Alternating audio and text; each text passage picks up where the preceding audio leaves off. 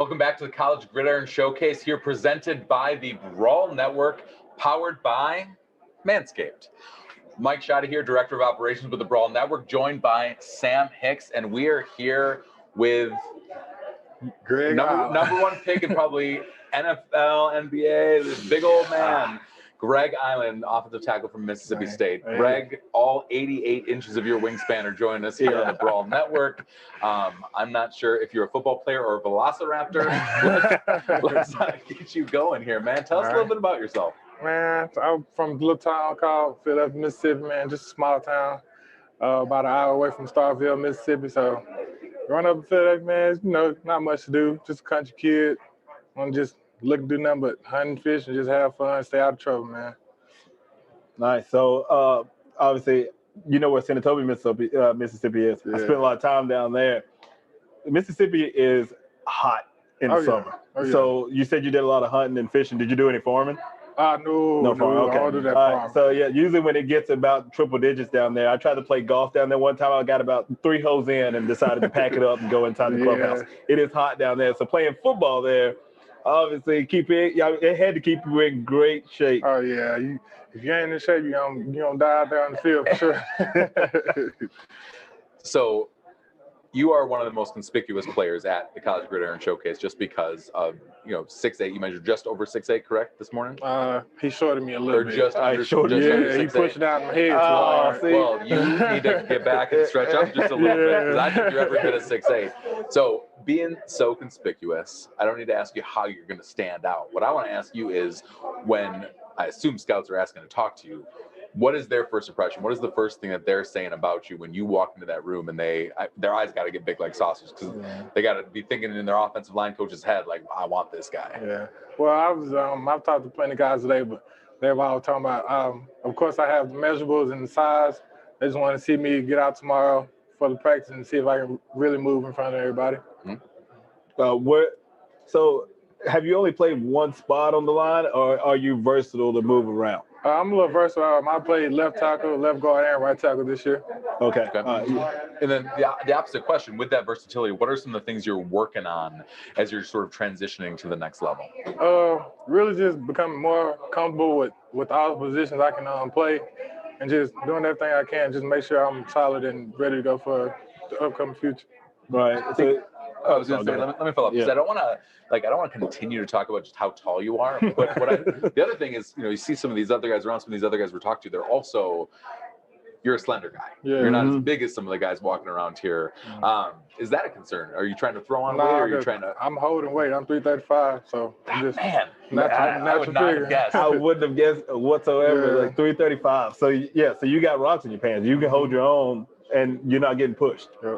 Right. So being as long as you are, what's like the one part of your game that you know that you need to work on the most? Is it footwork? Is it arm work? Or like I said, just footwork, sure, but I got to be more flexible to be able to get up on the guys and drive them out the hole if I need to. It's hard to get under guys when you're 6'8". Yeah, that's my only fault. Really long. And Mississippi State, we've talked to some smaller school kids, and Mississippi State, I wouldn't necessarily say is a big school, but you play big time competition. Yeah. And so do you feel like that's helping you as you're transitioning to the NFL, that a lot of the guys that you've been going against are now also playing on Sundays? Yeah, it most definitely helped with my career. I played in all the top stadiums, loudest stadium, nicest stadium, largest stadium, even. I just feel like playing in SEC really prepared me for the future of the NFL. Yeah, you're definitely playing people that played on Sunday in the SEC almost every week. So when you go into it, you already kind of have the mindset to where you know that you're going to have to compete every single time with the top level competition coming on the other side of you. So clearly you're mentally prepared for it. So working on the footwork, making sure your arms are right, not getting outside. Because I played tackle. And the number one thing that happens to a tackle is as soon as somebody gets a little bit to the right of you, to the left of you, we got a bad tendency of reaching outside. And as soon as you do that, it's the plays that can get through back, and the way offensive lineman can shut down a whole drive. Right. People are sitting at home whenever the holding calls, including myself. just like, I cannot believe this tackle is it. But they don't understand how hard it is to do the job that's happening when you're playing these guys that probably run 4.4 and they're shooting off the line out of a running stance. But at the same time, having that footwork to be able to kick step, to get back fast enough to get him in front of you and get locked in, because it's holding on every play. But if you get it on the inside, then you're good. So that's all about being quick and getting inside and getting underneath the shoulder pads, and that's how you have to block. So being able to kind of work on your footwork and getting that down, that's going to be huge. And I'm sure tomorrow when we're on the field, they're going to want to see how fast you can get back in pass protection. Because in run blocking, I'm sure you have no problem because you're going to manhandle. Right. Like, so that pass protection is where it's at because you got to be finesse. Right. I feel like they'll be pretty surprised at what they see I can do tomorrow.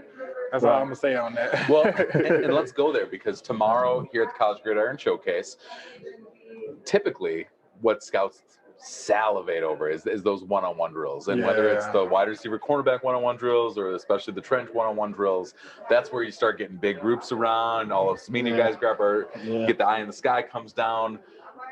COVID means that we're not doing that tomorrow.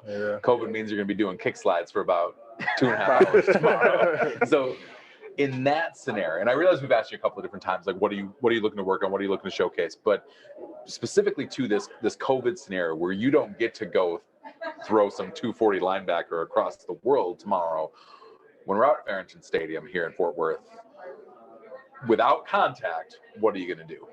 I got to show you guys how I can be a technician, just do all the fundamental things, and just all the simple things like that. I feel like that's what they want to see out of me. Okay. Excellent. All right. I'm looking forward to it. Looking forward to it. I mean, clearly the most massive human that we've had on the show. I just want to see, like, is it two guys on top of each other? Like, I've been wondering all week long. If you don't mind, we got to go adjust our cameras back after we get up. Thank you so much, Greg. Thank y'all, man. We appreciate it. No man is an island, but some men are skyscrapers. That's all for the College Gridiron Showcase. We'll be back in a little bit right here on the Brawl Network.